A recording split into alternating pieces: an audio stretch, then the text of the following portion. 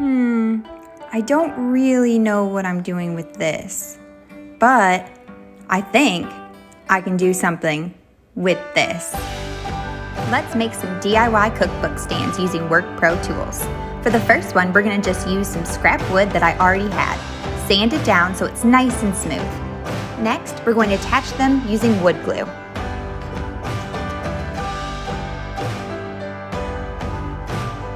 While the glue is drying, we're gonna secure them with these clamps and then wipe off any of the squeeze out. While the glue dries, measure the width of the cutting board. This is the measurement you're gonna use to cut your 2x2 piece. Using my WORKPRO Tools drill, I drilled 2 holes on each side of the 2x2. Make sure to remove any staples from the wood. My WORKPRO multi-tool made this easy. Next, attach the 2x2 to the bottom of the board using wood glue and clamps. Be sure that your holes are facing the top of the board when attaching the 2x2. While the 2x2 was still clamped, I flipped the board over and added 2 1 1/4 wood screws to the back for extra security. After everything is attached and dry, go ahead and stain your board. I ended up using ebony stain, which is perfect for a rustic vibe.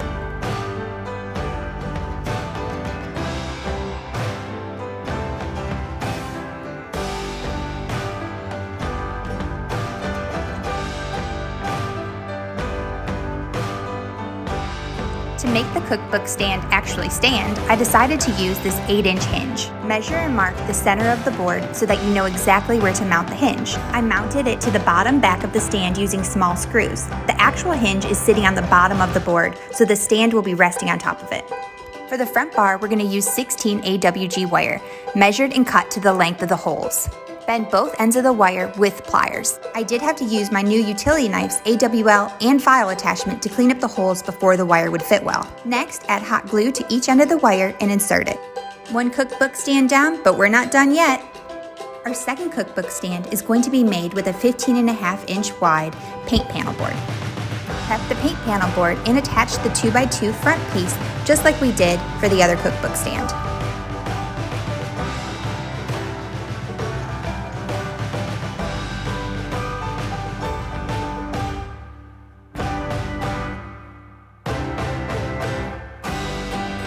For this stand, I used golden pecan wood stain. Cut and bend your wire and insert it just like we did for the first stand. Instead of using a hinge, we're going to use a 2x4 cut at 35 degrees at each end using a miter saw. I propped the 2x4 on the back of the stand and pre-drilled a small hole into the top. Next, I used my multi-tools flathead screwdriver attachment to drive in a wood screw. It looks so good, but something's still missing. What if we added?